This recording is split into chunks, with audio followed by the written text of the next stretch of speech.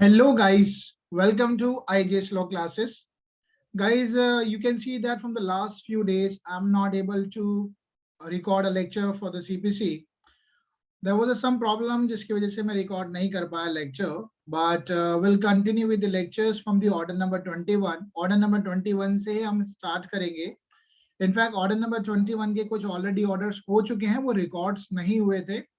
Lastly हमारे जो YouTube channel पे प्लेलिस्ट में सीपीसी के जो ऑर्डर्स अवेलेबल है that is still order number 7 तक अवेलेबल है, तो आप वो लेक्चर देख लीजिए.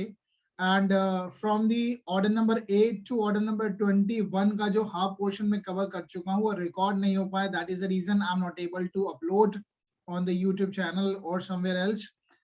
बट ग्रेजुअली अभी हम स्टार्ट करेंगे 21 ऑर्डर से ही. 21 ऑर्डर के कुछ जो रूल्स हैं वहां से स्टार्ट करेंगे मिड से. But guys I mean as soon as I get a time, जैसे ही मुझे टाइम मिलेगा रिमेनिंग ऑर्डर्स पे जो ऑर्डर नंबर 8 से लेकर 20 तक आपके जो मिस हो गए हैं आई कवर दैट. ठीक है गाइस, क्योंकि ऑर्डर नंबर 21 भी अपने आप में इंपॉर्टेंट है, यहाँ से मैं कंटिन्यू ही करूंगा. तो आगे के लेक्चर्स में आप बने रहिए. सीपीसी के जो ऑर्डर नंबर 21 ऑनवर्ड्स हैं I am covering this till order number 51 along with all the sections. तो CPC की properly classes अब चलेंगी regularly. And guys, at the same time, I can see lot of students watch करते हैं, videos देखते हैं, but subscribe नहीं करते हैं. तो it's my humble request, अगर आपको lecture अच्छे लगते हैं तो kindly subscribe करें channel को, share करें अपने friend के साथ, so that I can be encouraged. ठीक है, मुझे भी appreciation मिलेगा तो I will make a more lectures. So that is the reason कि चलो कुछ कारणवश में नहीं रिकॉर्ड कर पाया लेक्चर, या रिकॉर्ड हुए तो यहाँ पे अपलोड नहीं है. सो गाइस कंटिन्यू करेंगे ऑर्डर नंबर सीपीसी का order number 21 onwards. Okay guys,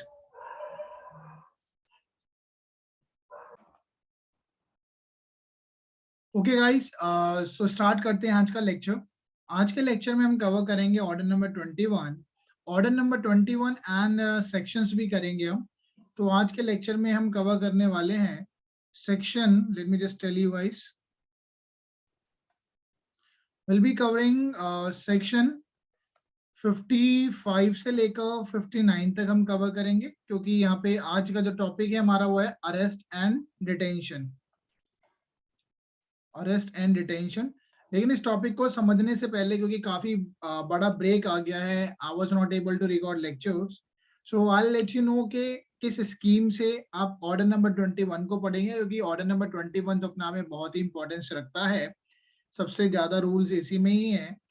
I'll let you know about the same, that how you can cover till order number 21. And guys, आज का जो टॉपिक रहेगा उसमें हम पढ़ेंगे अरेस्ट एंड डिटेंशन. तो अरेस्ट एंड डिटेंशन जिसमें हम सेक्शन 55 से 59 तक पढ़ेंगे. एंड ऑर्डर नंबर 21 में, ऑर्डर नंबर 21 में जो रूल्स हैं, रूल्स देखा जाए तो कवर वैसे 30 से लेकर 41 तक कवर करते हैं, लेकिन अरेस्ट एंड डिटेंशन पर्टिकुलरली 37 से लेकर 40 तक हम कवर कर रहे हैं, क्योंकि ये मैं ऑलरेडी कवर कर चुका था. जैसे मैंने बताया, because of certain reason I was not able to record those lecture, however I delivered it.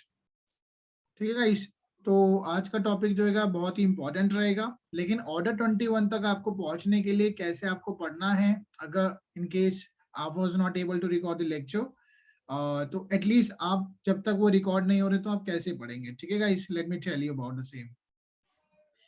Guys, जैसे हमने जो हमारी क्लास थी सीपीसी की जो हमारा रेगुलर क्लासेस चल रही थी, तो सीपीसी में मैंने कवर्ड कर लिया था ऑर्डर नंबर 1 से लेकर ऑर्डर नंबर 7 तक. मैंने एक एक सेक्शन, एक एक रूल्स भी कवर किए हैं. ठीक है, इसके साथ साइमल्टेनियसली हमने सेक्शंस भी कवर कर लिए थे गाइस. ठीक है, अब आप क्वेश्चन अराइज होता है कि ऑर्डर नंबर 8 से लेकर 20 तक आप क्या क्या चीजें पढ़ेंगे और कैसे पढ़ेंगे. Till the time if I am not able to prepare make a lecture on the between this lectures. ठीक है, 8 to 20 तक अगर मैं ऑर्डर तक लेक्चर नहीं बना पा रहा हूँ तो तब तक आप इसको कैसे कवर करेंगे, I am telling you about the same. Then आज का लेक्चर में स्टार्ट करेंगे जो हमारा स्पेसिफिक टॉपिक रहेगा एग्जीक्यूशन की तरफ. राइट, तो गाइस अगर आप देखें ऑर्डर नंबर 8 क्या डील करता है. ऑर्डर नंबर 8 जो डील करता है that is a very simple, return statement से डील करता है. ठीक है गाइस, ऑर्डर नंबर 8 जो है वो रिटर्न स्टेटमेंट से डील करता है. तो रिटर्न स्टेटमेंट कैसे ड्राफ्ट होंगी, क्या उसके रूल्स हैं, कितना टाइम पीरियड होता है वो आप पढ़ लेंगे। इसमें रिटन स्टेटमेंट में आप सेट ऑफ जरूर पढ़ेंगे एंड काउंटर क्लेम भी जरूर पढ़ लेंगे। ठीक है गाइस, काउंटर क्लेम देखो जैसे मैं बता रहा हूँ, जैसे ही मुझे टाइम मिलेगा मैं ऑर्डर नंबर 8 से 20 तक लेक्चर्स पूरे फुल फ्लेज बनाऊंगा। लेकिन मैं फ्लो में चल रहा हूँ, तो उस दौरान आप इन लेक्चर को, इन पॉइंटों को ध्यान में रखते हुए जरूर पढ़ लेंगे। ठीक है, इस ऑर्डर नंबर 8 को आप कवर कर लेंगे, रिटर्न स्टेटमेंट जिसमें सेट ऑफ और काउंटर क्लेम जरूर पढ़ लेंगे। एक मेरी मैराथन वीडियोस है, उसको आप रेफर कर सकते हैं, उससे आपको आइडिया लगता चला जाएगा कि इसमें क्या क्या पढ़ना है। अब ये क्या क्या चीजें होती हैं डेफिनेटली वो तो लेक्चर में हम कवर करेंगे ही। फिर ऑर्डर नंबर 9 तो बहुत ही इंपॉर्टेंट है, consequences and appearance and the consequences of non appearance of the parties. ठीक है, अगर पार्टीज कोर्ट में आती है या नहीं आती तो उसके क्या परिणाम होंगे, that is very very important. ठीक है गाइस, तो ऑर्डर नंबर 9 अपने आप में बहुत इंपॉर्टेंट है, यहाँ से क्वेश्चन बनते ही हैं। फिर हमारा ऑर्डर नंबर 10 आ जाता है। ऑर्डर नंबर 10 गाइस डील करता है जिसमें आप बात करेंगे examination of the parties by the court, examination of the parties by the court. अब गाइस जब आप लोग पार्टीज अपीयर होती है कोर्ट के सामने, तो कोर्ट उनको एग्जामिन करती है, प्लेडर को एग्जामिन करेगी, पूछताछ करेगी थोड़ी बहुत चीजें, right. And eight the same time जो प्लेंटिफ है या डिफेंडेंट है या उनके साथ जो लोग आए हैं उनसे पूछताछ करती है। तो इसलिए ऑर्डर नंबर 10 है, बहुत छोटा सा ही ऑर्डर है, बिल्कुल इजी वे में आप पढ़ेंगे तो थोड़ा सा समझ में आ जाएगा, राइट। समझ में आ जाता है, लेकिन डिटेल में तो मैं इसमें बाद में ही बात करूंगा। फिर है guys discovery and inspection, order number 11 है डिस्कवरी एंड इंस्पेक्शन। गाइस क्या होता है इसमें, इंटेरोगेटरीज वर्ड जो है उस पर आप फोकस करेंगे। इंटेरोगेटरीज, इंटेरोगेटरीज क्या होता है गाइस, इंटेरो इंटेरोगेटरीज होता है गाइस क्वेश्चंस पूछना। ठीक है, तो क्वेश्चनेयर बना के प्लेंटिफ डिफेंडेंट को, डिफेंडेंट प्लेंटिफ को भेज देता है शुरू में ही, ताकि कुछ क्वेश्चंस के जो आंसर देगा उसको फ्यूचर में वो यूज कर पाएगा। उसमें जो जो चीज डिस्कवरीज होंगी तो वहां से आपको आइडिया लग जाएगा कि what are the discoveries and inspection. तो ऑर्डर नंबर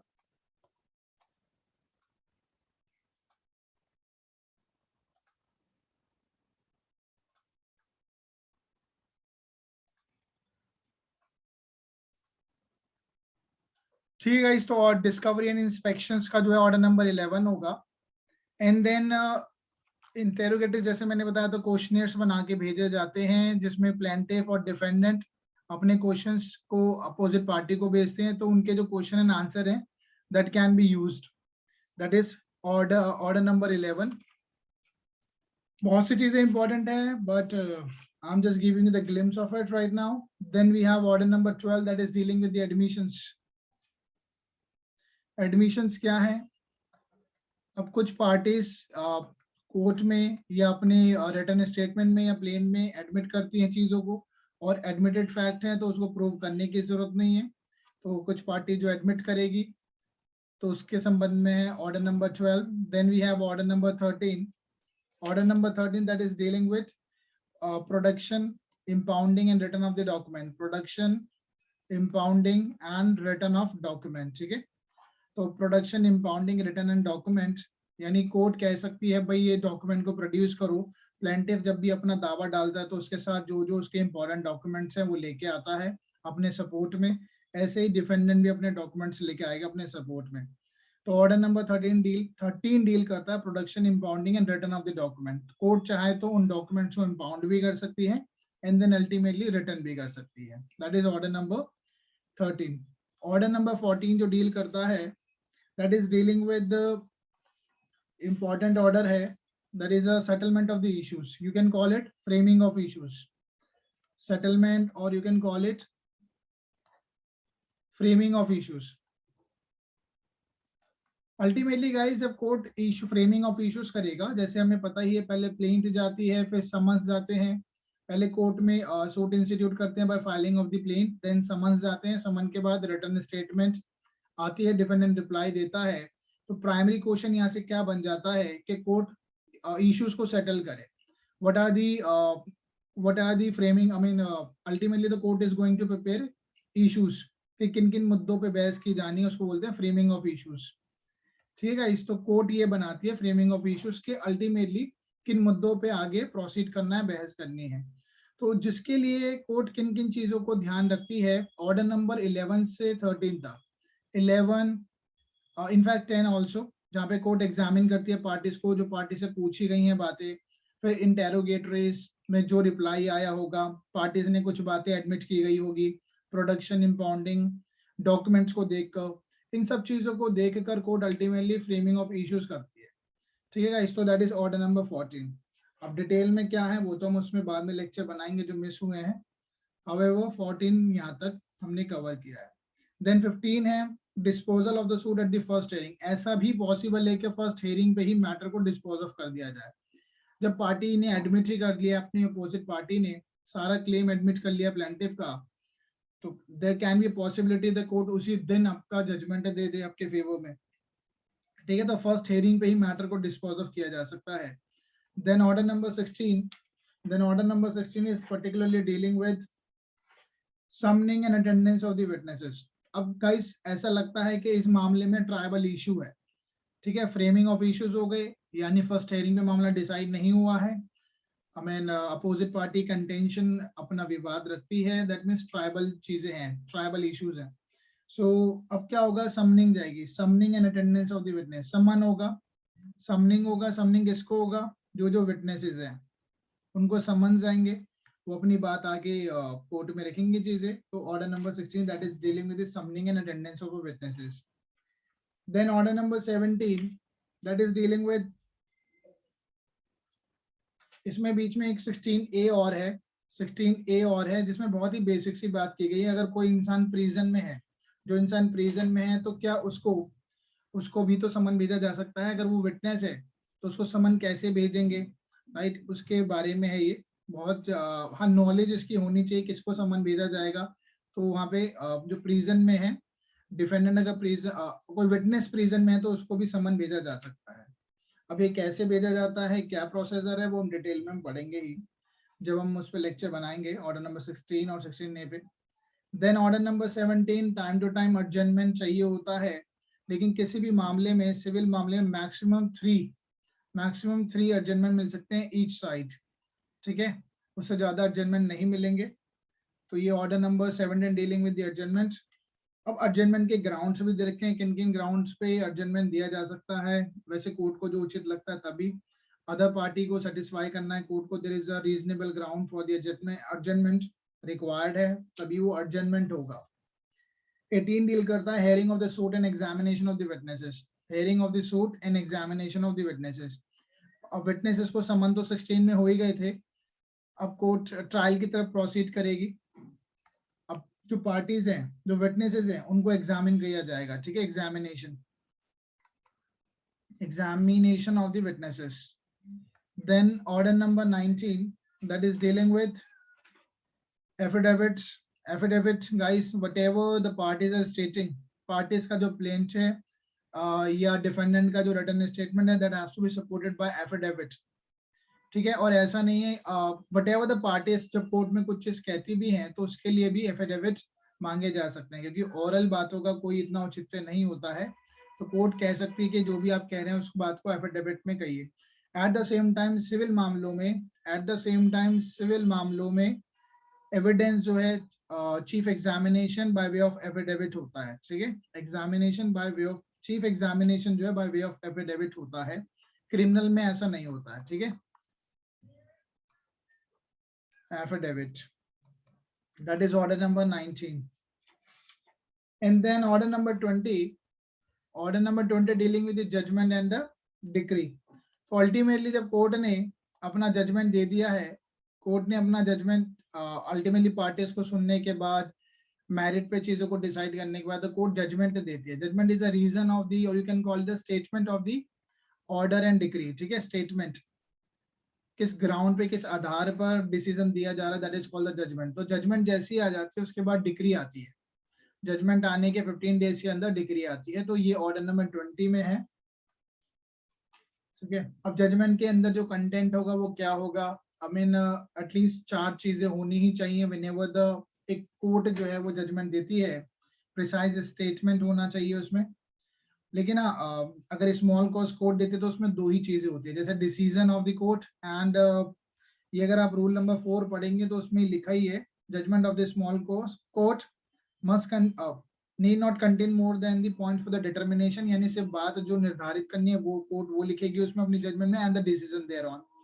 हाउएवर जो रेगुलर कोर्ट्स हैं उसमें पहले फैक्ट्स लिखे जाते हैं, स्टेटमेंट लिखी जाती है, फिर point for the determination issues लिखे जाते हैं, डिसीजन और उसका रीजन, ये सारी बातें लिखी जाती हैं। तो ये हमारा ऑर्डर नंबर 20 तक था। तो guys ultimately will be starting from the order number 21। Order number 21 पे भी बहुत सारे लेक्चर्स ऑलरेडी बन चुके थे बट रिकॉर्ड नहीं हुए एज आई स्टेटेड। तो ऑर्डर नंबर 21 क्या है, इसका मैं एक ओवरव्यू दे देता हूँ, फिर हम प्रोसीड करेंगे आज के लेक्चर पे। ऑर्डर नंबर 21 अल्टीमेटली जो सूट इंस्टीट्यूट होता है, सूट इंस्टीट्यूट होता है bye filing of the plaint.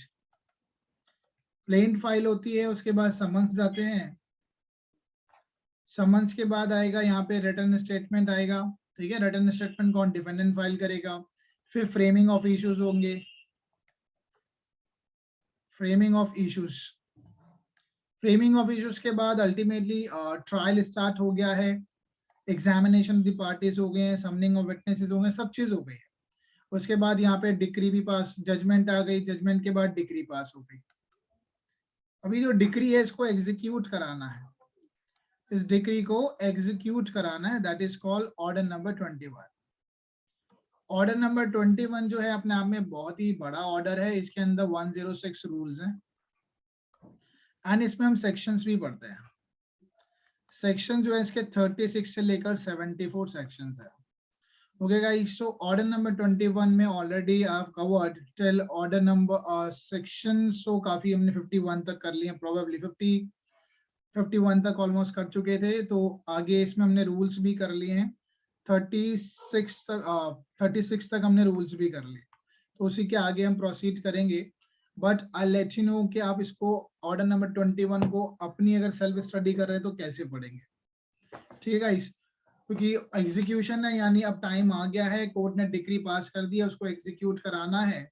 तो इसमें हम क्या क्या चीजें ऑलरेडी कवर कर चुके हैं, आप अपने लिए अगर आप पढ़ेंगे तो कुछ बातों को ध्यान में रखते हुए पढ़ेंगे, जैसे स्कीम ऑफ द एग्जीक्यूशन, कैसे इसको हम कैसे एग्जीक्यूशन को जो हम पढ़ेंगे तो उसको डिफरेंट हेड्स में पढ़ेंगे, क्या क्या चीजें होंगी। सबसे पहले आप पढ़ेंगे कोर्ट विच में एग्जीक्यूट डिक्री, कोर्ट विच में एग्जीक्यूट डिक्री,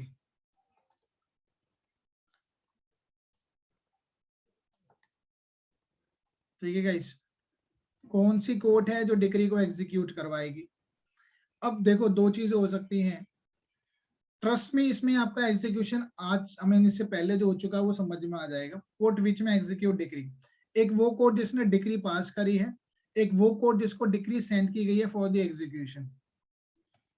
तो क्या पता जिस कोर्ट ने डिक्री पास करी है वही एग्जीक्यूट करा दे, क्या पता जिस कोर्ट ने डिग्री पास करी है वो किसी और को एग्जीक्यूट कराने के लिए भेजे, अपने सबऑर्डिनेट कोर्ट को भेजे, डिफरेंट स्टेट में भेजे। तो आपको इस हेड में पढ़ना है ये बातें, कोर्ट विच में एग्जीक्यूट द डिग्री। तो एनी कोर्ट जिस कोर्ट ने डिग्री पास करी है या जिसको भेजा गया है फॉर द एग्जीक्यूशन, जिस कोर्ट को भेजा गया है, फर्स्ट टॉपिक आपका ये होना चाहिए। सेकेंड है एप्लीकेशन फॉर एग्जीक्यूशन, आप एप्लीकेशन कहाँ लगाएंगे एग्जीक्यूशन के लिए, किस कोर्ट में लगाएंगे, ठीक है गाइस, कहाँ पे लगाएंगे। तो जिस कोर्ट में डिग्री पास की है वहां पे भी लगा सकते हैं, और जहाँ पे एग्जीक्यूशन के लिए भेज दी गई है वहां पे भी आप एप्लीकेशन लगाएंगे एग्जीक्यूशन के लिए। इसमें आप पढ़ते हैं ऑर्डर नंबर 21 रूल नंबर 10 पढ़ते हैं। अब क्वेश्चन गाइस आएगा, राइज होगा, नेक्स्ट पॉइंट किस हेड में पढ़ेंगे आप, stay of execution, stay of execution, stay. अब गाइस एग्जीक्यूशन तो हो रहा है, एग्जीक्यूशन की एप्लीकेशन लगा दी गई है पार्टी ने, लेकिन अब अपोजिट पार्टी चाहती है, देखो इसमें दो लोग होते हैं, एक होता है डिक्री होल्डर और अपोजिट साइड होता है जजमेंट डेटर। डिक्री होल्डर जिसके फेवर में डिसीजन आया, डिक्री होल्डर जिसके अगेंस्ट डिसीजन आया है। तो ऐसा हो सकता है कि जजमेंट डेटर चाहता है कि फॉर द टाइमिंग स्टे कर दिया जाए, एग्जीक्यूशन को रोक दिया जाए। अब एग्जीक्यूशन को रोकने के लिए भी कहाँ एप्लीकेशन लगेगी, for the timing executing court में ही लगती है। लेकिन ऐसा हो सकता है डिक्री किसी और ने पास करी है, किसी और ने जो कोर्ट ने डिक्री पास करी है, तो अल्टीमेटली वही फाइनल अथॉरिटी होगी फॉर डिसाइडिंग दैट एप्लीकेशन। अगर आपको लंबे समय के लिए चाहिए स्टे, तो उसी कोर्ट में उसी कोर्ट में एप्लीकेशन लगेगी जहाँ पे डिक्री डिक्री कोर्ट ने पास करी है. For the timing it can be in the executing court. ठीक है, क्योंकि एग्जीक्यूटिंग कोर्ट कोई और कोर्ट भी हो सकती है. किस तरीके से एग्जीक्यूशन होगा, mode of execution. Mode of execution guys, mode of execution में डिफरेंट डिफरेंट वेज हैं कि अगर इमूवेबल प्रॉपर्टी है तो कैसे एग्जीक्यूट होगी, और मूवेबल प्रॉपर्टी है तो कैसे एग्जीक्यूट होगी. जनरली इमूवेबल प्रॉपर्टी है तो पोजीशन दिला दिया जाता है, मूवेबल प्रॉपर्टी है तो हैंडओवर कर दिया जाता है. ठीक है गाइस. और लेकिन अब जैसे specific relief, specific performance of the contract तो कंपेल कराया जा सकता है उस पार्टी को. तो there are number of the ways, वो हमारे रूल्स हैं. ठीक है गाइस. और जैसे पेमेंट की बात आएगी, अगर किसी डिक्री में ये कोर्ट ने ऑर्डर पास कराया कि ए जो है बी को पेमेंट देगा, तो पेमेंट कैसे कैसे दे सकता है, इसके लिए हम रूल नंबर 1 पढ़ते हैं, रूल नंबर 30 पढ़ते हैं. राइट गाइस, 1, 2 एंड 30 पढ़ते हैं. तो ऐसे आपको उसको समझना होगा, क्योंकि अभी मैं इस पे डिटेल एग्जीक्यूशन पे पर्टिकुलरली में जहां से हमने ब्रेक किया वहीं से मैं आगे प्रोसीड करूंगा. But for your knowledge I am just telling it to you. अब आता है यहाँ से arrest and detention. Arrest and detention, arrest and detention guys, this is today's topic. तो अभी तक जो मैंने आपको समझाया है कि ऑर्डर नंबर हमने 8 से लेक्चर्स नहीं बने हैं, 8 से लेकर 20 तक जो लेक्चर्स नहीं बने हैं, इन केस अगर लेक्चर आने में डिले होता है तो at least you can cover from that point of view from order number 8 to 20. ठीक है गाइस. और 21 का तो एक आइडिया मैंने आपको दे ही दिया, आपको किस किस एंगल में पढ़ना है. कोर्ट विच में execute the decree, application for execution and stay of execution and mode of execution. तो I've already covered that. Now in today's lecture I'll be covering arrest and detention. ठीक है गाइस. सो यहाँ से हमारा आज का लेक्चर स्टार्ट होता है, arrest and detention. Now guys, arrest and detention क्या है? Section, first of all, we'll be covering section 55 से 59 तक, arrest and detention, that has to be read with along with the order number 21. Order number 21, rule number हम पढ़ेंगे 37 से लेकर 40 तक. ठीक है गाइस, ये है. लेकिन अगर हम देखा जाए अरेस्ट का और कहाँ पे जिक्र है, अरेस्ट का जिक्र है आपका सेक्शन 30 से लेकर स्टार्ट होता है 41 तक. इन सेक्शंस के बीच में अरेस्ट का आप जिक्र देखोगे. उससे पहले मैं आपको बता देता हूँ, सेक्शन 51 जब आप पढ़ोगे उसमें लिखा है कि किस किस तरीके से एग्जीक्यूशन कराया जा सकता है. ठीक है, कौन कौन से तरीके हो सकते हैं. तो this is also one of the mode of executing a decree. If will see your bare act section 51 अगर आप देखेंगे तो सेक्शन 51 बात करता है, सेक्शन 51 में लिखा है power of the court to enforce execution. Section 51, power of the court. Court के पास क्या क्या पावर है एग्जीक्यूशन कराने के लिए. तो कोर्ट के पास क्या क्या पावर है, कोर्ट क्या क्या करवा सकती है. एग्जीक्यूट करानी है डिक्री को, तो कैसे होगी, delivery of any property, delivery करके, ये मैं करा चुका हूं तो but I am just repeating it once again. फिर आता है attachment and sale, attachment and sale और बाय सेल विदाउट अटैचमेंट. उसमें अगर आप सी पॉइंट देखेंगे तो वो है arrest and detention in the prison. Arrest and detention in prison. Prison कैसे, सिविल प्रिजन होती है. ठीक है गाइस, सिविल प्रिजन होती है. एंड देन रिसीवर अपॉइंट कर सकते हैं हम, राइट, रिसीवर अपॉइंट कर सकते हैं. एंड एनी अदर मैनर, जो कोर्ट को उचित लगे. ठीक है, any other manner, any other manner, किसी और तरीके में. तो ये तरीका है. I mean this is a mode और you can call it the power of the court, that how the court can compel the other party to execute its decree. Delivery, मॉल प्रॉपर्टी है तो मॉल प्रॉपर्टी हैंड ओवर करा देगी, और अगर इमॉल property है तो कोर्ट पोजीशन दिलवा देगी. अटैचमेंट हो सकती है प्रॉपर्टी, अटैचमेंट करके क्या कर सकते हैं, सेल कर सकते हैं. ऐसा भी हो सकता है पहले सेल कर दी जाए. तो they can be any mode. ये भी हम आगे के लेक्चर में पढ़ेंगे. आज का जो लेक्चर है वो अरेस्ट एंड डिटेंशन पे है. तो कहीं ना कहीं मैं बात कर रहा हूँ सेक्शन 51 के सबसेक्शन सी की. ठीक है गाइस, और इसको हमें किसके साथ पढ़ना है, इसको हमें पढ़ना है अरेस्ट एंड डिटेंशन के सेक्शन 55 से 59 तक, and has to be read with 37 to 40. तो ये टॉपिक होगा. इसमें 2 केसेस हैं बहुत ही इंपॉर्टेंट है, वो हम कर लेंगे. ओके गाइस, तो अभी हम अगर 55 की तरफ मूव करेंगे, 55 तरफ मूव करने से पहले थोड़ा हम समझ लेते हैं अरेस्ट एंड डिटेंशन क्यों जरूरी हो सकता है. This is a mode, this is a way, and that's a power of the court that court can pass an order for the arrest and detention of the judgment debtor. तो judgment debtor को arrest भी किया जा सकता है जब वो decree को एग्जीक्यूट नहीं होने दे रहा है या उसके पास पैसा है तब भी वो मना कर रहा है. तो court can pass such an order. अब इसके डिफरेंट एंगल्स में हम इसको पढ़ेंगे अरेस्ट एंड डिटेंशन को. ठीक है गाइस, जैसे मैंने आपको बताया अरेस्ट एंड डिटेंशन जो होगा वो first of all civil prison में ही भेजा जाएगा उसको. अब उसको कितनी टाइम के लिए इम्प्रिजनमेंट होगी ये भी हम आज के लेक्चर में पढ़ेंगे. टाइम पीरियड्स, ठीक है, मैक्सिमम टाइम क्या हो सकता है. वैसे मैक्सिमम टाइम चाहे आपका कोई 1 करोड़ लेके भाग जाए, चाहे 10 लाख रुपए लेके भागे, चाहे 10,000 रुपए लेके भागे, तो उसको सिर्फ मैक्सिमम 3 मंथ्स का ही इम्प्रिजनमेंट हो सकता है, सिविल इम्प्रिजनमेंट.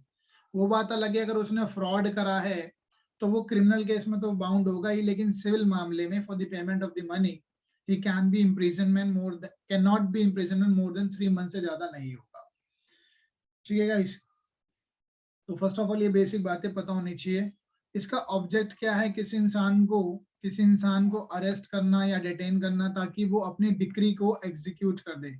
जो उसके अगेंस्ट डिक्री आई है, डिक्री होल्डर के जो फेवर में आई है, उसको वो एग्जीक्यूट कर दे.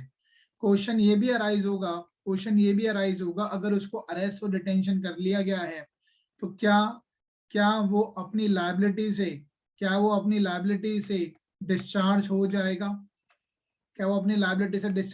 Answer is no. उसको आपने 3 महीने जेल में डाल दिया. मानो मेरे को किसी से लेना था 10 लाख रुपए, उसने मुझे 10 लाख रुपए नहीं दिए और मैंने कोर्ट में एप्लीकेशन लगा के उसको अरेस्ट भी करवा दिया, डिटेन भी करवा दिया.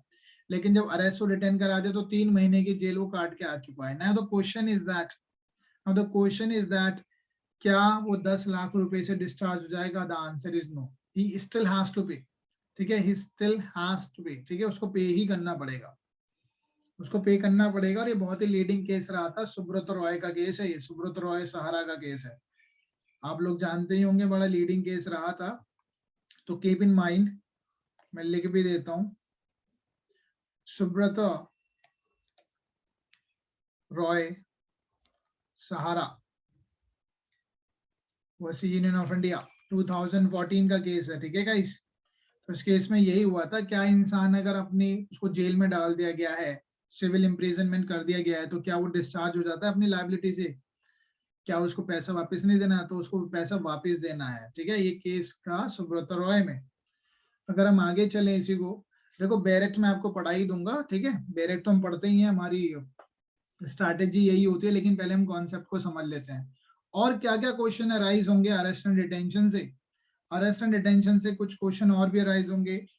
जैसे से फॉर एग्जांपल, आपका इसका एग्जांपल मैं और देता हूं कि इंसान डिस्चार्ज नहीं हो जाता अपनी लायबिलिटी से अरेस्ट एंड डिटेंशन में.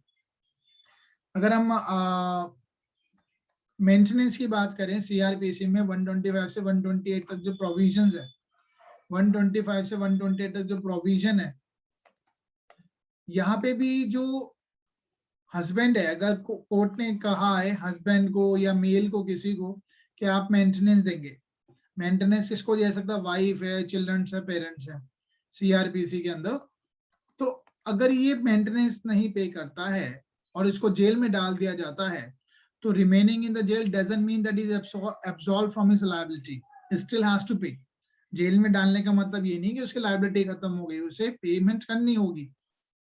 Okay guys, remaining in jail would not discharge his liability. तो ये चीजें ध्यान रखनी है आपको. अब कोर्ट कब अरेस्ट का ऑर्डर दे सकता है, कि इंसान को अरेस्ट कर लिया जाए. अरेस्ट इज अ प्रोसेस, एक तरीका है दबाव डालने के लिए ताकि वो अपनी पेमेंट कर दे.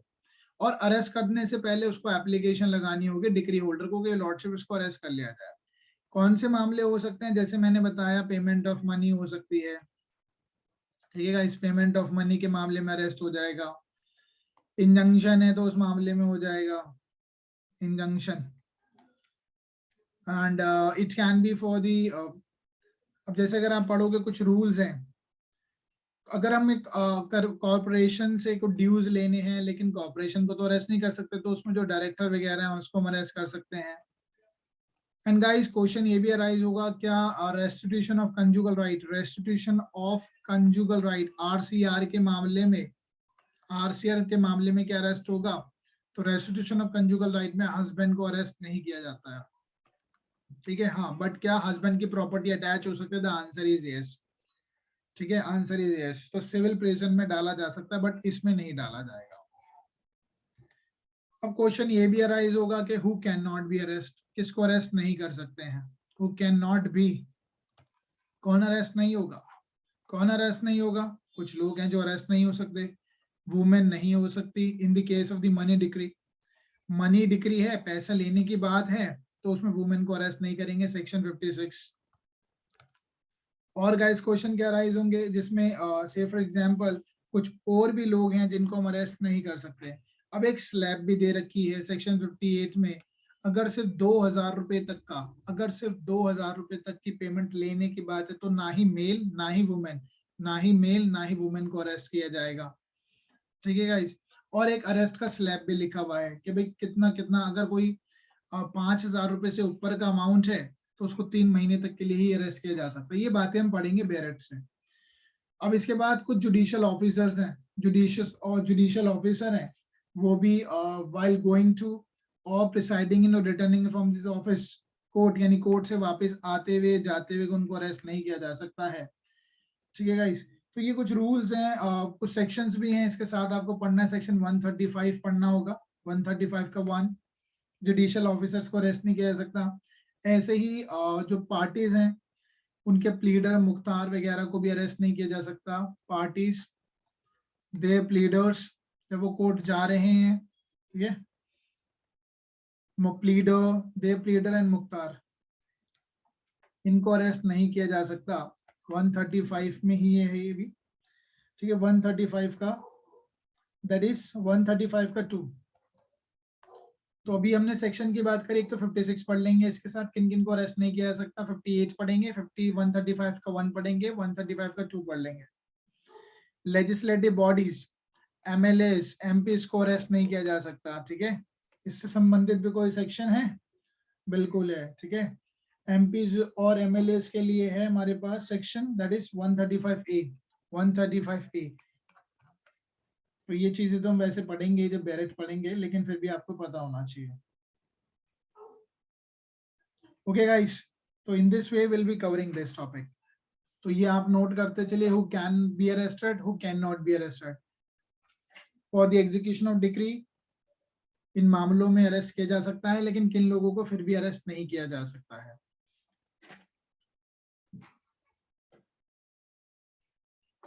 ठीक है, अब इसका प्रोसीजर क्या होता है, उसके लिए फिर हमें बेरेट पढ़ना होगा, ठीक है गाइस।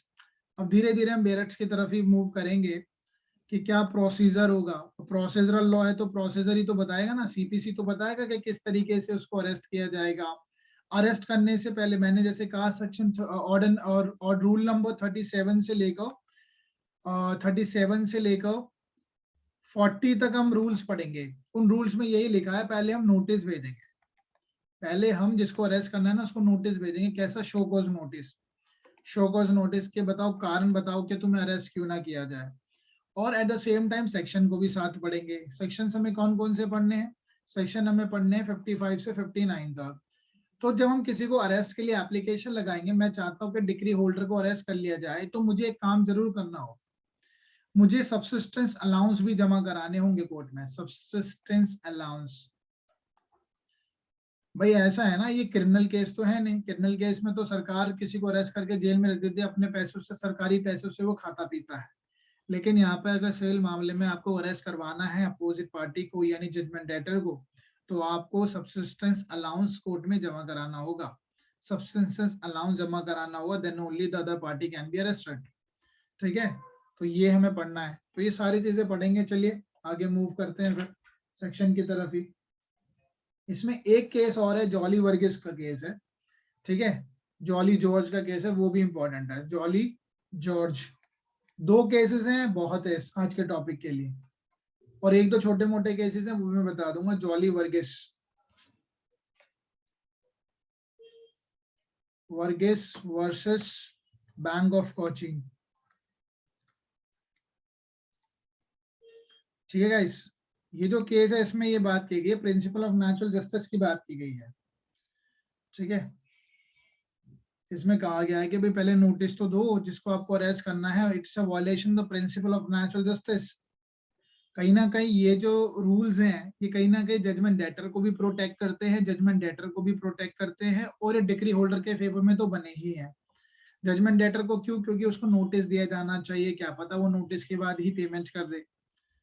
ठीक है, एंड अगर वो लेकिन पेमेंट कर ही नहीं सकता है तो अपने आप को इंसॉल्वेंट डिक्लेयर करवा सकता है कोर्ट से, इंसॉल्वेंट डिक्लेयर करवा सकता है। तो इंसॉल्वेंट दिवालिया घोषित करवा देगा तो उससे रिकवरी तो होगी नहीं, तो उसे फिर जेल में डाल के क्या फायदा।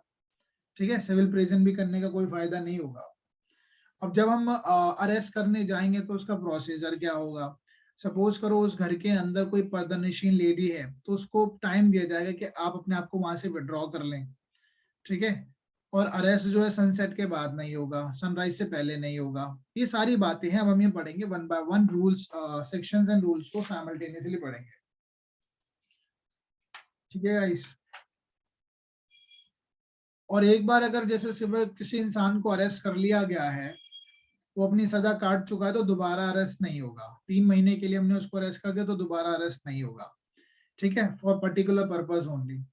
बट हाँ, इसमें अगर किसी इंसान को हमने बीच में छोड़ दिया था, क्योंकि सब्सिस्टेंस अलाउंस की बात की गई कि आपको सब्सिस्टेंस अलाउंस जमा कराने थे, आपने नहीं करा है, आप डिग्री होल्डर हैं, तो उसको अगर छोड़ दिया गया है तो बाद में अरेस्ट किया जा सकता है। वो ऑर्डर री arresting of that person will not be illegal.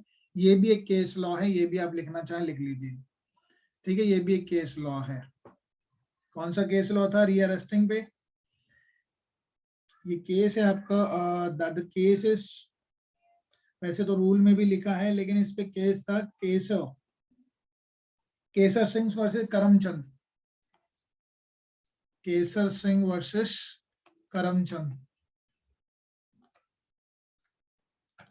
और एक और केस था मल्ली के, आप एक ही केस याद कर लो, ये इजी रहेगा याद करना, Kesar Singh versus Karamchand. It was a year of 1937 का है। तो ये 3 केसेस हैं, बाकी जो लगेगा मैं बता दूंगा। चलो स्टार्ट करते हैं डायरेक्ट। कॉन्सेप्ट तो क्लियर हो ही गया होगा, डायरेक्ट पढ़ते हैं वन बाय वन। जो चीजें बीच में आएगी late you know about the same.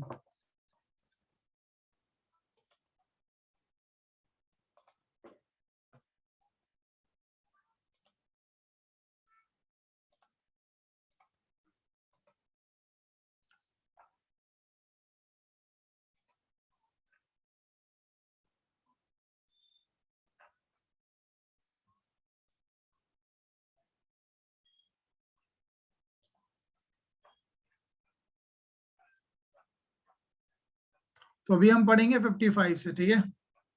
51 तक तो हमने कर ही लिया था, बीच के जो है वो अल सी के कौन कौन से सेक्शन छूटे हैं।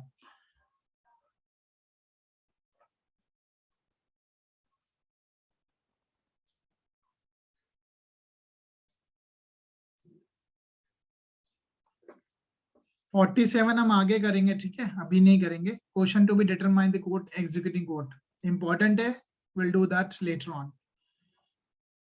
ये हमने कर लिया था 51, यहां से हम कर रहे हैं, ठीक है, arrest and detention. So arrest and detention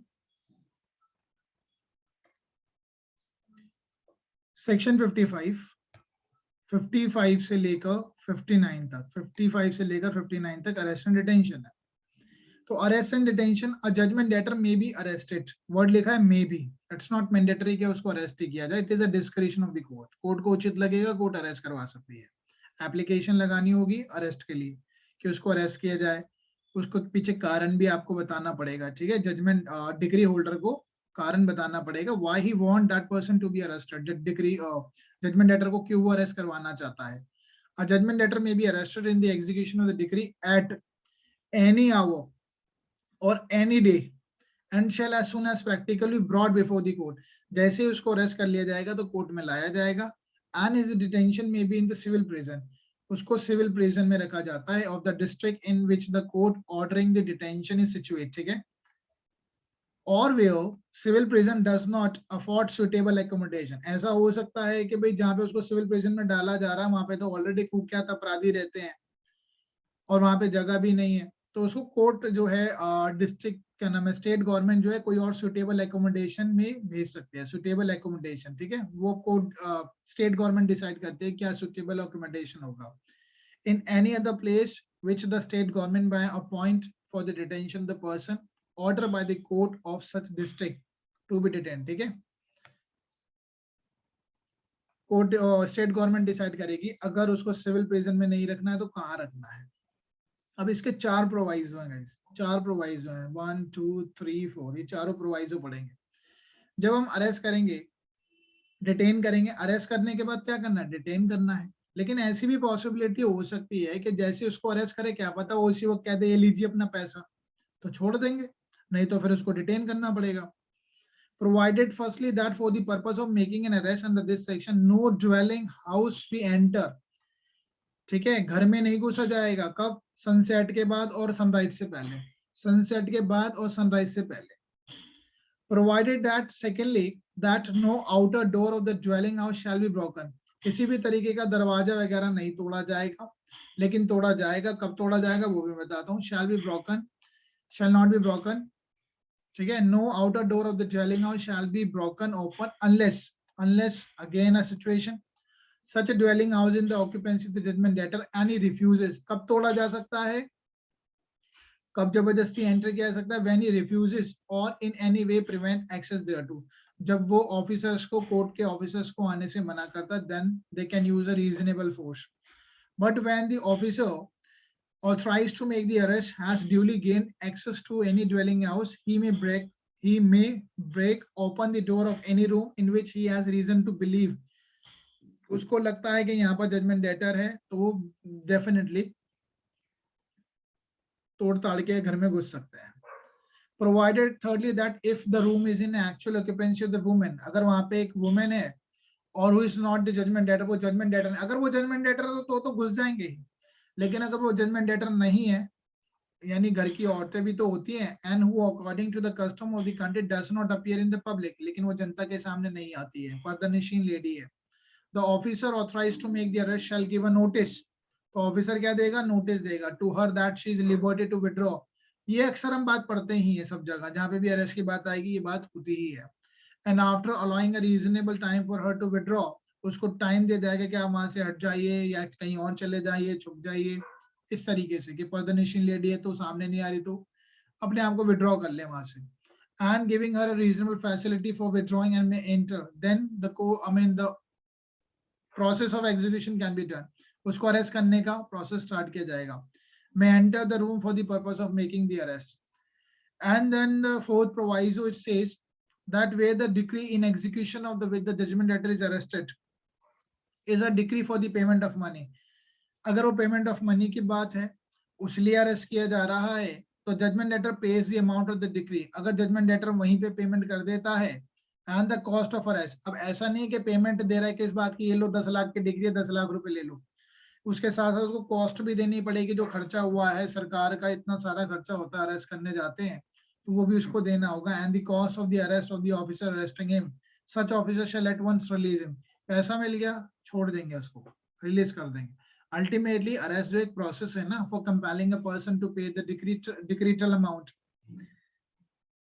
okay, अब हम पढ़ेंगे इसका सेक्शन 55 का subsection 2। What it say? The state government by notification, the official gazette declared that any person, the class of person who arrest might be attended with the danger or inconvenience to the public। कई बार ऐसा हो सकता है, ध्यान से पढ़िए दोबारा, कई बार ऐसा हो सकता है स्टेट गवर्नमेंट मना कर सकती है कि उस इंसान को अरेस्ट आप नहीं करेंगे। क्यों करती है ऐसा स्टेट गवर्नमेंट? क्योंकि कई बार ऐसे होते हैं, कुछ लोग होते हैं जिनको हम अरेस्ट करेंगे ना सिविल मामले में, तो लॉ एंड ऑर्डर बिगड़ जाएगा, ठीक है। जैसे होते हैं बड़े बड़े लोग हैं, उनको अरेस्ट करते हैं, या जिन पे जनता का इन्फ्लुएंस बहुत ज्यादा है, तो जैसे बाबा वाबा को अगर अब अरेस्ट करेंगे सिविल मामले में तो प्रॉब्लम हो सकती है, सारे उसके अनुयायी जो होते हैं वो सब रास्ता जाम कर देंगे, बहुत सारी चीजें प्रॉब्लम क्रिएट कर सकते हैं। The state government by notification the official gazette declare that any person or class of person whose arrest might be attended with the danger or inconvenience to the public shall not be liable to arrest in the execution of the decree, उनको arrest नहीं किया जाएगा। सरकार इसके लिए official gazette में notification निकालेगी कौन से वो लोग हैं। Otherwise, then in the accordance with the procedures may be prescribed by the state government in this behalf. तो उसके लिए अलग से प्रोसीजर निकाला जाएगा, उनको कैसे अरेस्ट किया जाना है, सरकार करेगी वो, state government. Now, where a judgment debtor is arrested in execution of decree for the payment of the money. Where a judgment debtor is arrested, अगर judgment debtor को arrest ही कर लिया गया है in execution of decree for the payment of money and brought before the court, और court के सामने लाया गया है, the court shall inform him that he may apply to declare insolvent. Court उससे कह सकते हैं भाई अगर आप पेइंग कैपेसिटी में नहीं है तो आप अपने आप को इंसॉल्वेंट करवा सकते हैं। इंसॉल्वेंट ऐसा लग रहा होगा आपको कि भाई अपने आप को इंसॉल्वेंट करवा लें और उसके बाद क्या नाम है लायबिलिटी से मुक्ति मिल जाएगी। तो बेसिकली इंसॉल्वेंट अपने आप को डिक्लेयर कराना इतनी इजी बात नहीं है, बहुत सारा सिविल स्कोर होता है, उसके बाद आपकी जीरो वैल्यू हो जाती है मार्केट में। The court shall inform him that he may apply to be declared insolvent and दिवालिया घोषित करवा ले, and that he may be discharge if he has not committed any act of the bad faith regarding the subject matter of the application and if he complies with the provision of the law of insolvency for the timing in force. अभी वो insolvent declare हो गया, ठीक है, insolvent declare हो गया तो insolvent को तो हम जेल में भी नहीं डाल सकते, क्या करेंगे, उससे पैसा थोड़ी ना मिल जाएगा। लेकिन अभी फॉर द टाइम बीइंग तो इंसॉल्वेंट हुआ, पता चला बाद में उसकी लॉटरी लग गई, कुछ पैसा आ गया, सॉल्वेंट हो गया, तो रिकवरी होगी, ठीक है, तब भी रिकवरी होगी। क्वेश्चन माइंड में अराइज हुआ होगा कि इस मामले में क्या होगा अगर वो सॉल्वेंट हो जाए। इंसॉल्वेंट का मतलब डिस्चार्ज है, इंसॉल्वेंट का मतलब भी डिस्चार्ज नहीं होता है, अरेस्ट का मतलब भी डिस्चार्ज नहीं होता है, सॉल्वेंट हो जाएगा, पैसा वापस लिया जाएगा। Where a judgment that express intention to apply to be declared an insolvent and furnish security, जहाँ पे जजमेंट डेटर अपने इंटेंशन ये जाहिर करता है कि उसके डिक्लेयर कर दिया जाए an insolvent as an insolvent, और या फिर फर्निश करता है सिक्योरिटी, किस बात के लिए दे रहा है, to the satisfaction of the court that he will within a 1 month so apply and that he will appear. तो वो किस बात के लिए सिक्योरिटी दे रहा है कि भाई जब भी कोर्ट बुलाएगी तो वो आ जाएगा। In any proceeding upon the application upon the decree and execution of which he was arrested, the court may release him. तो कोर्ट उसके सिक्योरिटी लेकर रिलीज कर सकती है अरेस्ट से, and if he failed to do so apply, ठीक है, और अगर वो नहीं आता जब भी कोर्ट उसको बुलाती है, the court may either direct the security to be released and commit him to the civil prison, तो उसको जेल में डाल देंगे, फिर तब डाल सकते हैं, ठीक है, क्योंकि अब वो कोर्ट के छोड़ने के बाद भी नहीं आ रहा है, बुलाने पे नहीं आ रहा, then he can be civil imprison, तब डाला है। अब यहाँ पे एक तरीके का कंटेम कर रहा है वो, तो इसलिए उसको हम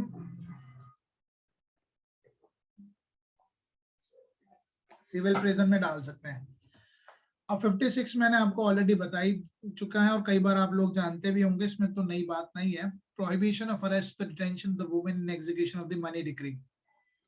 सिर्फ पैसे वाले मामले में, मनी डिक्री के मामले में वुमेन को अरेस्ट नहीं किया जा सकता, और यही कारण है कई बार पेमेंट ऑफ मनी वाले मामले में वुमेन को आगे कर देते हैं कुछ लोग। Notwithstanding anything in this part, the court shall not order the arrest and detention, the civil prison of the woman in the execution of the decree of the money, execution of the decree for the payment of money. I'll take your questions once I'll cover till section 60 तक, 59 तक हम cover कर लेंगे, then I'll take your question. Subsistence allowance, अब मैंने जैसे आपको बताया subsistence allowance क्या होता है, जब भी हम किसी को अरेस्ट करवाना चाहते हैं तो कुछ अमाउंट हमें जमा कराना होगा, ठीक है। अब इसका स्केल क्या होता है, इस पर डिपेंड करता है कि जिसको आप अरेस्ट करना चाह रहे हैं उसका रैंक क्या है, उसकी नेशनैलिटी, उसका रेस, ये सारी चीजें देखनी पड़ती है, उसका स्टैंडर्ड। तो स्टेट गवर्नमेंट लेकिन स्टेट गवर्नमेंट फिर भी एक स्केल फिक्स कर सकती है कि आपको कितना पैसा जमा कराना होगा अगर आप जजमेंट डेटर को अरेस्ट करवाना चाहते हैं, ठीक है, depending upon his rank, race, nationality और of monthly allowance payable for the subsistence of the judgment debtor, ठीक है गाइस। क्योंकि मैंने आपको बताया क्रिमिनल लॉ नहीं है, इसमें सरकार खर्चा नहीं उठाते, इसमें आपको खर्चा उठाना पड़ेगा शुरू में, लेकिन जब डिक्री पास होगी, जब पैसा वसूला जाएगा तो ये सब्सिस्टेंस अलाउंस जो आपने दिए होंगे वो आपको मिल जाएंगे वापस। वो कौन देगा, सरकार नहीं देगी, वो इंसान देगा जिसने पैसा पेमेंट करना है, ठीक है, ओके। 55 का 3, let me just see it again, okay.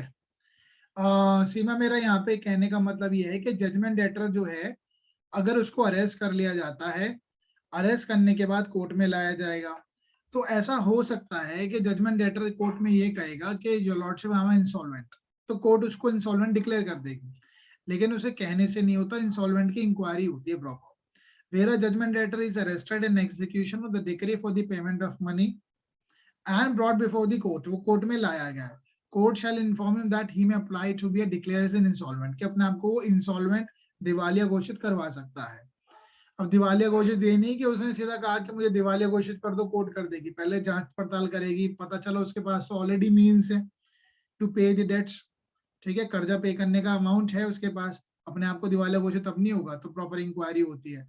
And he may be discharge, तो उसको छोड़ा जा सकता है if he has not committed any act of the bad faith regarding the subject of the application and if he comply with the provision of the law of insolvency for the time being in the force, that means अभी वो for the time being तो insolvent हो गया है, court ने inquiry करी, insolvency का procedure follow करा, he may be declared as insolvent. अब इंसॉल्वेंट आदमी जिसका दिवालिया निकल गया है, तो एक बात मैं आपको एडिशनली बता रहा हूँ, उसको जेल में डाल के कोई फायदा नहीं होता है, क्योंकि उससे रिकवरी तो होगी नहीं। जिस इंसान का दिवालिया निकल चुका है उसे जेल में, तो हम एक जेल में डालना, इट्स नॉट अ कंपल्सरी कि हर मामले में जेल में डाल दिया जाए, तो कोर्ट देखती है कि इससे रिकवरी पॉसिबल है, अगर पॉसिबल है तो जेल में डाल देंगे। पहले तो उसकी अटैचमेंट भी की जा सकती है ना, देखो अरेस्ट भी किया जा सकता है, अटैचमेंट भी किया जा सकती है उसकी प्रॉपर्टी। जेल में इसलिए डाला जा रहा है, क्या पता भाई कुछ प्रॉपर्टी ऐसी जो सिर्फ उसे ही पता है अटैच भी नहीं हो पा रही, तो जेल में आएगा तो अपना पैसा लेके आएगा, जैसे जेल में जाता है अच्छे लोग सीधे हो जाते हैं ना, तो that can be the reason. लेकिन जो इंसान इंसॉल्वेंट ही हो चुका है, वो क्या पैसा देगा, क्या रिकवरी होगी उससे, कुछ नहीं होगी। तो अगर वो इंसॉल्वेंट हो गया तो रिकवरी पॉसिबल नहीं है। लेकिन अगर वो फ्यूचर में अगर सॉल्वेंट हो जाए, फ्यूचर में उसका पैसा आ जाए कहीं से, तो अगर उसे भी हमने इंसॉल्वेंसी की वजह से जेल में नहीं डाला है, अरेस्ट करने के बाद भी कहीं ना कहीं सिक्योरिटी पे छोड़ दिया है, तो बाद में अगर पता चला उसमें पैसा आ गया, तो एप्लीकेशन लगा देगा अपोजिट पार्टी के, your lordship is now is a solvent, तो उससे पैसा रिकवरी तब हो जाएगी। क्लियर है?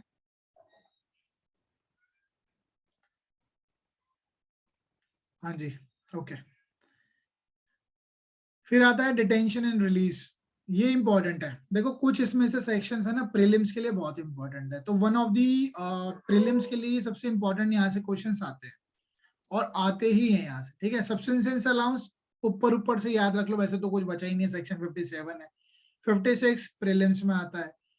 और एग्जीक्यूशन पे आपके मेंस में क्वेश्चन आते ही आते हैं। एग्जीक्यूशन एक मेंस के पर्पज से भी एक चुनिंदा और बेस्ट टॉपिक होता है एग्जामिनर का, उसमें से वो आपको फिल्टर करके जरूर दे सकता है, जैसे प्रिसेप्ट पूछ लेगा, गार्निशी ऑर्डर पूछ लेगा, ये सारी इस तरीके से वो डिवाइड करके सिलेक्टिव दे सकता है आपको, ठीक है। उसमें वो आपसे पूछ लेगा what are the powers of the executing court, and stay जो करेगा वो कौन सी कोर्ट करती है, ये सारे बहुत सारे, इसमें से 8-10 क्वेश्चन तो मेंस के बनते हैं। डिटेंशन एंड रिलीज, तो every person detain in the civil prison में डाला जाएगा in execution of the decree shall be so detain, जिसको डिटेन किया गया है, where the decrees for the payment of the money, इसका एक स्लैब है ये, सम ऑफ मनी एक्सीडिंग, अगर 5,000 रुपीज से भी कितना भी ज्यादा हो, चाहे उसमें भी लिमिट नहीं है इसकी, करोड़ों रुपया हो, लाखों रुपया हो, इट्स इररिलेवेंट, लेकिन 5,000 रुपए से जैसे ही ज्यादा होगा, for a period not exceeding, उसको 3 महीने तक के लिए जेल में डाल सकते हैं मैक्सिमम, नॉट एक्सीडिंग 3 महीने से ज्यादा नहीं होगा। तो इसको आप स्लैब बना लीजिए, 5,000 से ऊपर है तो 3 महीने, और the decrees for the payment of the sum of money exceeding 2,000 rupees but not exceeding 5,000, तो एक स्लैब ऐसे बना लीजिए आप, 2,000 से 5,000 इसके बीच में आएगा, तो आपको जो सजा दी जा सकती है civil imprisonment, that can be the 6 weeks only. अब क्वेश्चन ये अराइज होगा, अगर 2,000 से कम है, 2,000 से कम में कोई अरेस्ट, नो अरेस्ट, ठीक है, कोई डिटेंशन नहीं होगी, ठीक है, कोई डिटेंशन नहीं होगी, कोई जेल में नहीं डाला जाएगा। अब जेल में किसको नहीं डाला जाएगा, चाहे वो मेल हो चाहे फीमेल हो, 2,000 से कम किसी को नहीं डाला जाएगा, और ये बात आगे लिखी हुई भी है, ये लिखा है, for the removal of the doubt hereby declare that no order for the detention of the judgment debtor in civil prison is execution the decree for the payment of the money shall be made, नहीं दिया जाएगा ऐसा order where the total amount of the decree does not exceed 2000 rupees. अगर 2000 तक का है तो कोई भी डिटेंशन नहीं होगी, कोई भी डिटेंशन नहीं होगी, चाहे वो मेल हो या फीमेल हो, ठीक है। फीमेल में तो भाई कोई लिमिट ही नहीं है पेमेंट ऑफ मनी वाले मामले में, ठीक है। The judgment debtor released from the detention under this section shall not merely by the reason of, कितना important point है, this is a very very important, ठीक है गाइस। क्या लिखा है, judgment debtor release from the detention under this section, judgment debtor release from the detention under this section, उसको छोड़ दिया गया। Shall not merely by reason of his release be discharge from his debt, ये मैं कह रहा हूं, यहाँ पे आप अपने बैरक में लिख लेंगे सुब्रत रॉय, यहीं पे आप लिख लेंगे उस, मैंने आपको जजमेंट बताई है, सुब्रत रॉय का केस लिखिए आप, एंड टू एंड लिखिए अपनी बैरक में सुब्रत रॉय, ठीक है। सुब्रत रॉय का केस लिख लेंगे आप। He will not be discharged from his debts, but he shall not be liable to re-arrested under the decree in execution of which he was detained in the civil prison. Civil prison में डाला, सजा ले ली उसने, पूरी काट ली, 3 महीने 6 महीने, लेकिन अब उसको दोबारा रीअरेस्ट नहीं किया जाएगा, ठीक है गाइस। लेकिन क्या अगर वो छूट गया है तो क्या ये मान लिया जाए कि उसका लाइबिलिटी भी खत्म हो गई, तो answer is no. Subrata Roy का केस लिख लेंगे आप। अब आता है release on the ground of illness. कई बार ऐसा भी हो सकता है कि इंसान कोई बीमार हो गया है, रिलीज कर रहे हैं, दैट मीन्स वो ऑलरेडी जेल में है, ठीक है, रिलीज कर रहे हैं जो ऑलरेडी जेल में है। At any time after the warrant for arrest, अब इसमें देखो 3 स्टेजेस हैं अलग। एट एनी टाइम आफ्टर, अभी क्या हुआ है, वारंट ऑफ अरेस्ट दिया है, at any time after a warrant of the arrest of a judgment debtor, warrant issue हो गए अरेस्ट के, has been issued by the court, may cancel, अभी हुआ क्या है, अभी उसको अरेस्ट नहीं करा, may cancel on the ground of a serious illness, अरे जिसको अरेस्ट किया जाना है, जिसको अरेस्ट किया जाना वही बीमार पड़ गया, इतना बीमार पड़ गया कि भैया उसको जेल में डालेंगे और हमारे गले पड़ जाएगा, पता चला जेल में जाके मर गया, जेलर की मुसीबत आ जाएगी, तो बेटर है उसको अभी फॉर द टाइमिंग कैंसिल कर देंगे उसके अरेस्ट वारंट। और देखो 3 बातें अलग अलग, ठीक है, तो 3 बातें आप जब पढ़ लोगे तो समझ में ही आ जाएगी।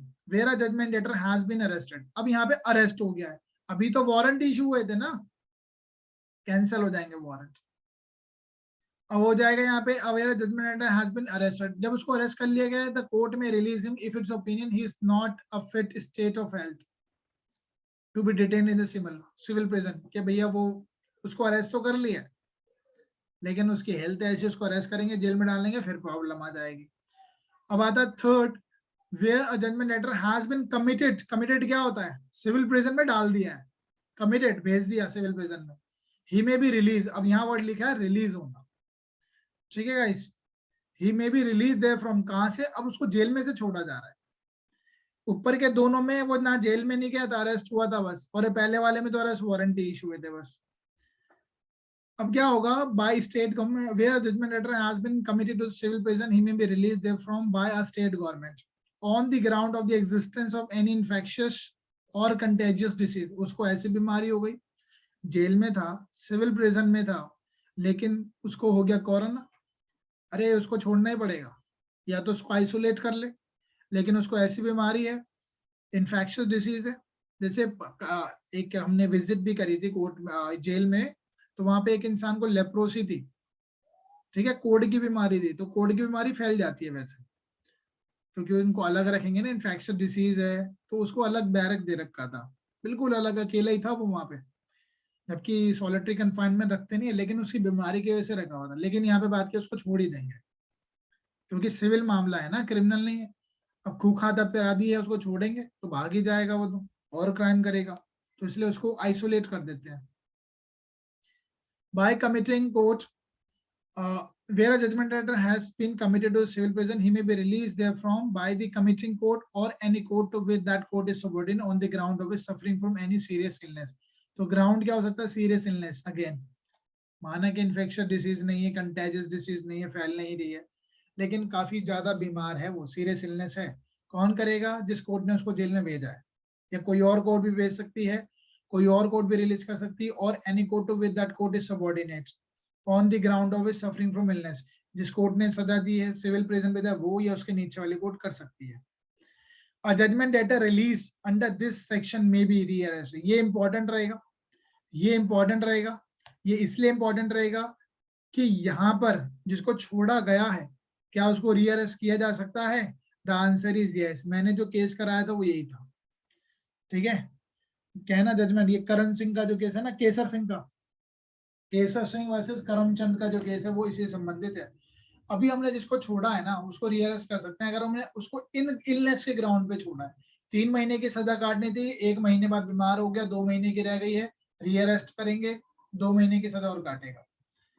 A judgment debtor released under this section may be rearrested, but the period of his detention in the civil prison shall not in aggregate exceeded that prescribed by section 58।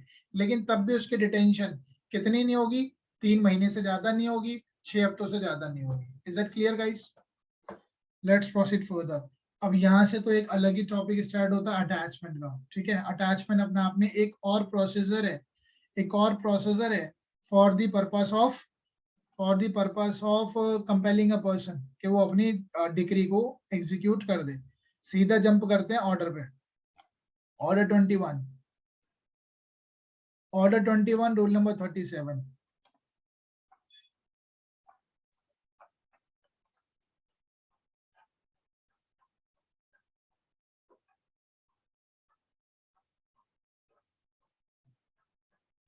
Rule number 37 पढ़ेंगे अब।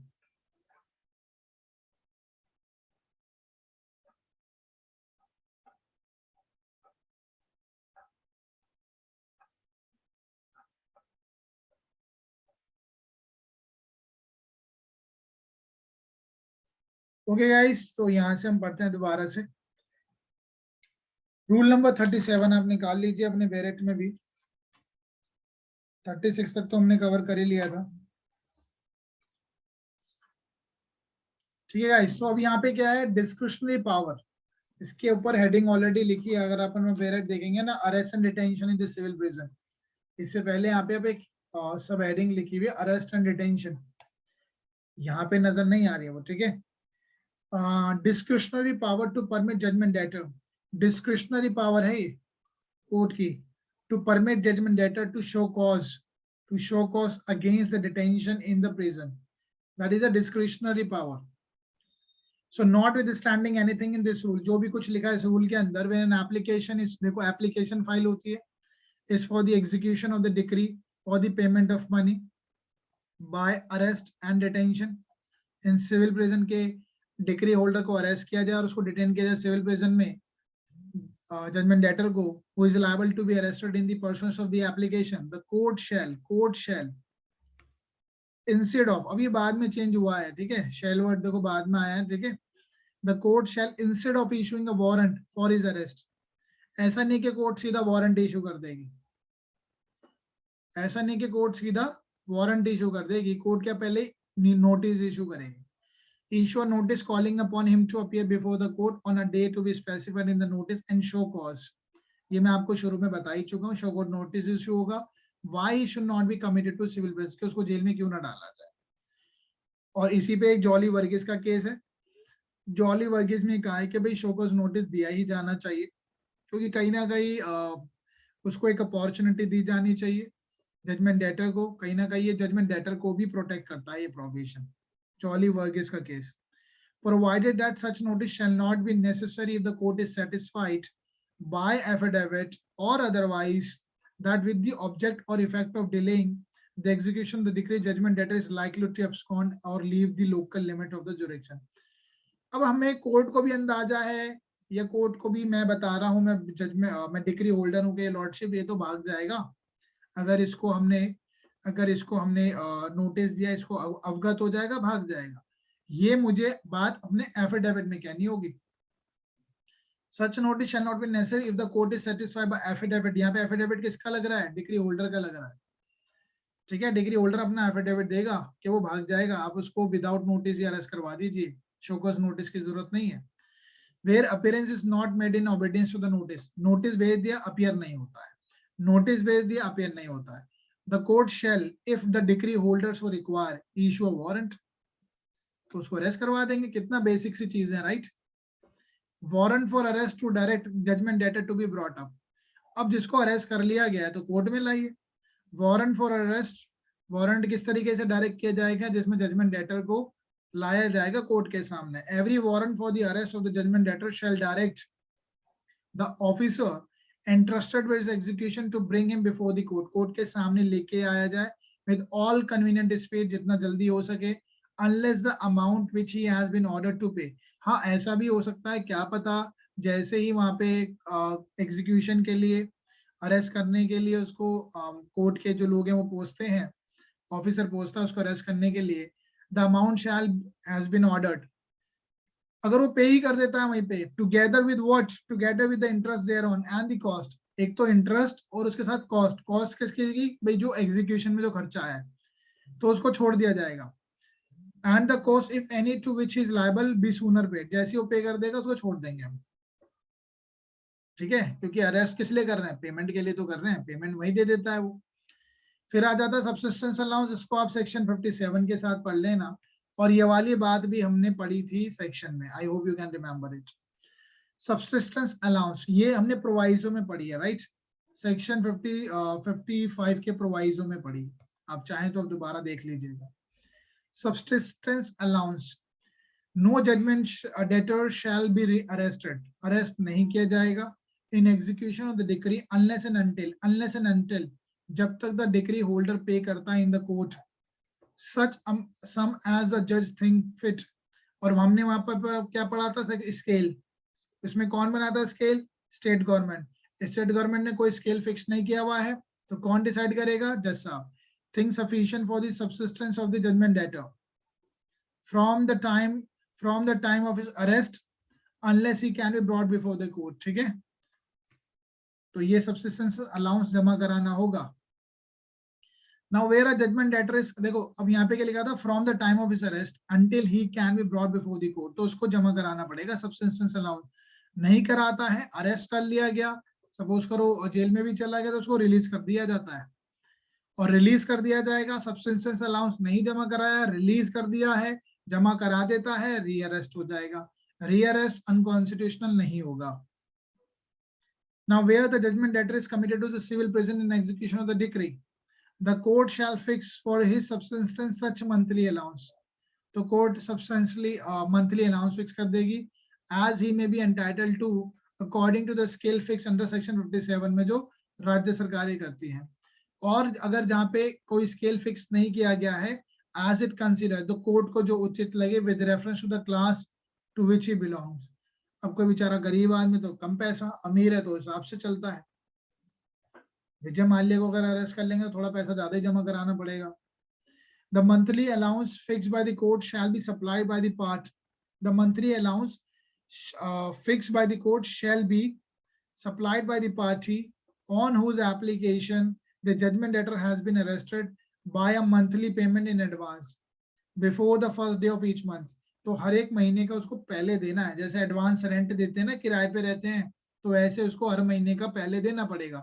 वैसे तो 3 महीने की ही बात है, तो 3 महीने का पहले महीने का पहले देना पड़ेगा, ऐसे हर महीने का फर्स्ट डे पे देना पड़ेगा, ठीक है। The first payment shall be made to the proper officer of the court for the such portion of the current month as remaining unexpired before the judgment debtor is committed to civil prison, and the subsequent payment, if any, shall be made to the officer in charge of the civil prison. पहली payment कहाँ जाएगी, first payment shall be made to the proper officer of the court. अब court को थोड़ी ना पकड़ाएंगे, वहां पे officer उनको देंगे। For the such portion of the current month as remaining and expired before the judgment debtor is committed to the civil prison, and उसके बाद जितनी भी बाद की जो भी पेमेंट होगी वो officer in charge of the civil prison को जाएगी, सिविल प्रिजन, ठीक है, ऑफिसर इन चार्ज को जाएगी पहली कोर्ट में, बाकी सारी पेमेंट जो है वो सिविल प्रिजन में। Sum disbursed by the decree holder for the subsistence of the judgment debtor in the civil prison shall be deemed to be the cost. बहुत इंपॉर्टेंट प्रोविजन है, बहुत इंपॉर्टेंट है प्री के point of view से, knowledge के point of view से। जितना भी पैसा डिक्री होल्डर ने दिया है, यानी सब्सिस्टेंस अलाउंस जो दिया है जजमेंट डेटर के लिए अरेस्ट करने के लिए, उसके खर्चे के लिए, वो जो होगा shall be deemed to be the cost in a suit. यानी कहने का मतलब ये है, जब सूट में मामले में डिक्री जब पास होगी फाइनली, जो हो चुकी है, सपोज करो पैसे देने की बारी आती है, 10 लाख रुपए तो मेन अमाउंट था, फिर उसके साथ कुछ इंटरेस्ट भी होगा 2 लाख रुपए, और उसके बाद खर्चे, तो खर्चे में ये जो सब्सिस्टेंस अलाउंस था ये ऐड हो जाएगा, ठीक है, कॉस्ट। मैंने कहा था ना जो सब्सिस्टेंस अलाउंस है वो रिकवर होता है। Provided that the judgment debtor shall not be detained in civil prison or arrested on account of any sum so disbursed. इसका यही है कि अगर उसने पेमेंट दे दिया है तो उसको सिविल प्रिजन में नहीं रखा जाएगा। Shall not be detained in civil prison or arrested on account of the any sum so disbursed. अगर उसने पेमेंट दे ही दी है तो उसको फिर रिलीज कर दिया जाता है उसी वक्त। Proceeding on appearance of the judgment debtor in obedience to the notice after arrest. क्या प्रोसीडिंग होगी on appearance of the judgment debtor in obedience to the notice? भाई दो तरीके हैं, या तो हमने उसको नोटिस भेजा कि शो कोज नोटिस भेजा आइए, ठीक है, क्यों आपको अरेस्ट ना किया जाए, या उसको वारंट भेजा, तो वारंट के जरिए अरेस्ट करके लाया गया, किसको, जजमेंट डेटर को कोर्ट में ले आए। तो जजमेंट डेटर अपनी बात रखेगा, डिक्री होल्डर अपनी बात रखेगा, इतनी सा सेक्शन है, ठीक है, इतना सा रूल है, पढ़ लेते हैं। When a judgment debtor appear before the court in obedience to the notice, ठीक है, नोटिस को फॉलो करते हुए आ जाता 37 में जो नोटिस दिया है, या उसको broad before the court after being arrested in execution of the decree, decree में उसको अरेस्ट करके लाया गया है वारंट इशू करने के बाद, for the payment of money, the court shall proceed to hear the decree holder and take all such evidence as may be. अब पहले कोर्ट क्या किसकी बात सुनेगी, डिक्री होल्डर की बात सुनेगी, and take all such evidence as may be produced by him in support of his application for the execution. सबसे पहले degree holder की बात सुनी जाएगी, उसके पास क्या क्या डॉक्यूमेंट्स हैं जो ये बात सिद्ध करते हैं कि उससे आई मीन उसके फेवर की बात जो होगी डिग्री होल्डर की कि उसको क्यों जेल में डाला जाए, सारी बातें देखी जाएंगी।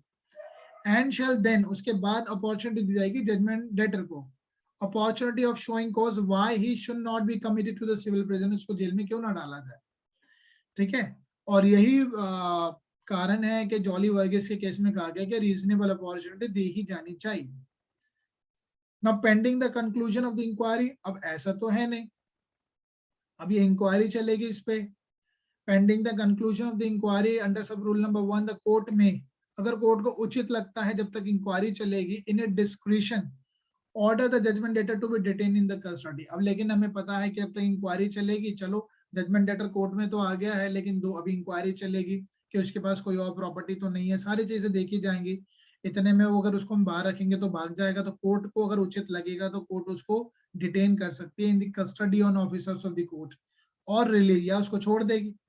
ऑन इज फर्निशिंग सिक्योरिटी, अगर वो सिक्योरिटी देने के लिए राजी है तो सिक्योरिटी पे यानी किसी की जमानत लेके सिक्योरिटी लेकर उसको छोड़ दिया जाएगा, और उससे कहा जाएगा जब जब जरूरत पड़ेगी तो आपको आना पड़ेगा।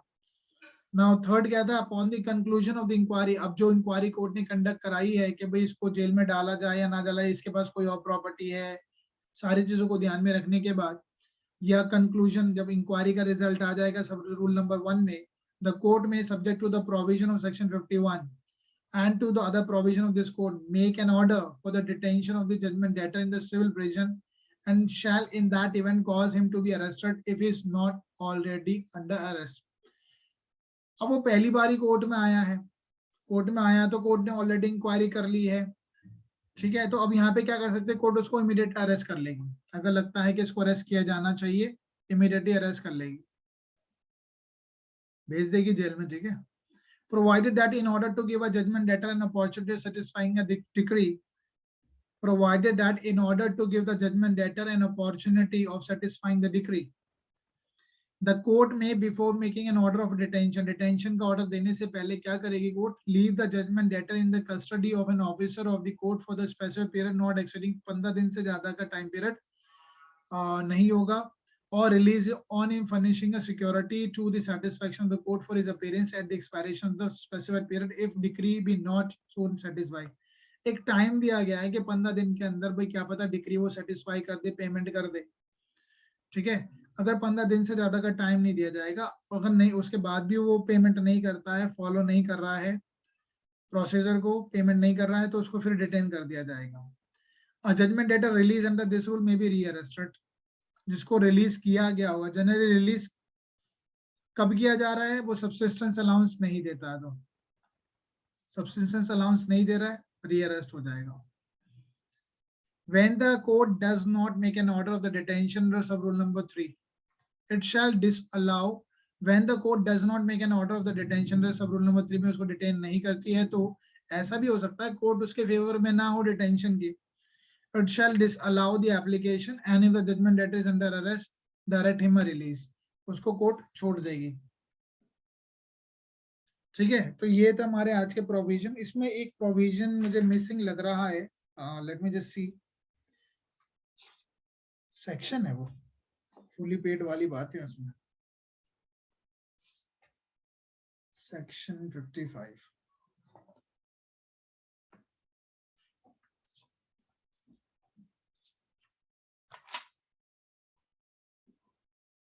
हाँ जी, हाँ जी, हाँ जी. इसमें हमारा जो मिस हुआ है ना, एग्जैक्टली ये प्रोवाइजो मिस हुआ है. 55, 58 का प्रोवाइजो. ये तो ठीक है, इजी है, इसमें कुछ है नहीं. 58 का प्रोवाइजो देखते हैं, उसमें वो प्रोवाइजो मेरे को नजर नहीं आया. सेक्शन 58 का proviso.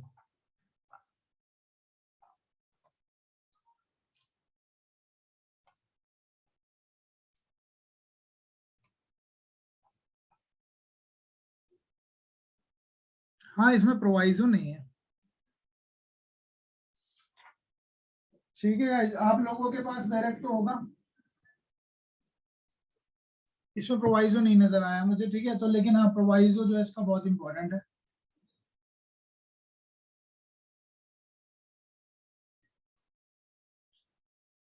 Can you see your beret? Do you have your berets? हाँ जी, हाँ, Yes, sir. बेरेट है आपके पास. इसमें प्रोवाइजो नजर आ रहा होगा ना आपको 58 का. Provided he shall be release from such detention. तो उस पे फोकस करते हैं. ठीक है, जो जो लोग प्रेजेंट है उसको फोकस करो. मैं पढ़ रहा हूँ, उसका मैं क्रच बता रहा हूँ. ठीक है, वो इम्पोर्टेंट है. That is very very important. इसमें तो नजर नहीं आ रहा है, लेकिन ठीक है, आप लोग उसको देखिए, मैं आपको बताता हूँ. सेक्शन 58 उसमें प्रोवाइजो है. बेरेट में नहीं नजर आ रहा है क्योंकि वो ऑनलाइन है, थोड़ा अट गया, प्रॉब्लम है, पता नहीं क्या है. Provided that he shall be release from such detention. जिसको कोर्ट ने डिटेंशन जजमेंट लेटर को डिटेन कर दिया है, उसको छोड़ दिया जाएगा, रिलीज कर दिया जाएगा. कब रिलीज किया जाएगा, उसके ग्राउंड्स दे रखे हैं. From such detention before the expiration of the set period of the detention. यानी उसकी जो टेन्योर है, टाइम पीरियड है, 3 महीने या 6 हफ्तों के लिए जो जेल में डाला है, उससे पहले भी उसको छोड़ा जा सकता है. कौन कौन से ग्राउंड्स है? 4 ग्राउंड्स दे रखे हैं. ठीक है, 4 ग्राउंड ये मिसिंग थे, तो मेरे को थोड़ा लग रहा था यार कुछ मिसिंग है. On the amount mention in the warrant for detention being paid. अब जो उसका पेमेंट थी ना, जितनी अमाउंट के लिए जो डिक्री पास हुई थी, वारंट में अमाउंट था कि भाई वारंट में लिखा जाता है ना कि भाई इसको इतना अमाउंट है, अगर ये क्या पता अरेस्ट करने जाओ तभी पेमेंट कर दे, तो क्या पता वो वहां पे दे देता है. वारंट में जो लिखा है वो डिटेंशन के दौरान, जब उसको जेल में डाला गया उस दौरान वो पे कर दे. ठीक है, for his detention being paid. ठीक है, पेड यहाँ लिख लेंगे, पेड, वो पेमेंट कर दे. ठीक है. सेकेंड है on the decree against him being otherwise fully satisfied. Otherwise fully satisfied. Otherwise fully satisfied. अब ऐसा भी हो सकता है कि भाई यहाँ पे डिक्री होल्डर की जगह, सॉरी जजमेंट डेटर की जगह कोई और इसका सगा संबंधी पेमेंट कर दे.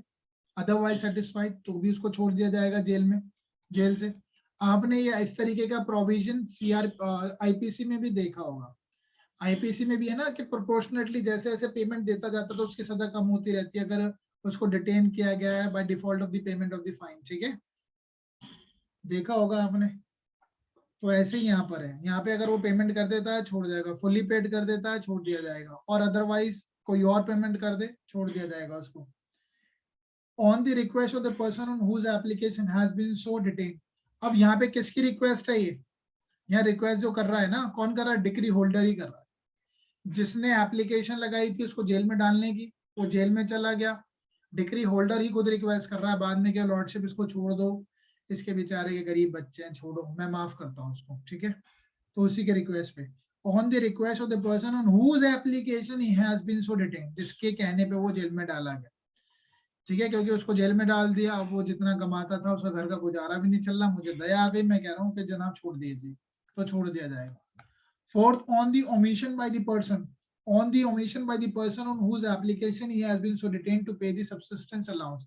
Omission, omission कौन कर रहा है, भूल कौन कर रहा है यहाँ पे, जो भूल कर रहा है किस बात की भूल कर रहा है भाई, डिग्री होल्डर को क्या देना था, सब्सिस्टेंस अलाउंस देना था। सब्सिस्टेंस अलाउंस पहले कोर्ट में जमा करना है, फिर वहां पे देना है officer of the civil prison, नहीं देता है, छोड़ दिया जाएगा, रिलीज कर दिया जाएगा। रिलीज होने के बाद क्या होगा, जैसे वो पेमेंट करता है रीअरेस्ट हो जाएगा। ठीक है, दिस इज द प्रोसीजर। आज का लेक्चर हो जाता है खत्म। ठीक है गाइस, आज का लेक्चर होता है खत्म, और आगे के हम इसी में कंटिन्यू करेंगे। हम बात करेंगे अटैचमेंट की। और अगर ये वीडियो आपको अच्छी लगी हो तो kindly subscribe my channel and share with your friends. Thank you guys, bye bye, take care.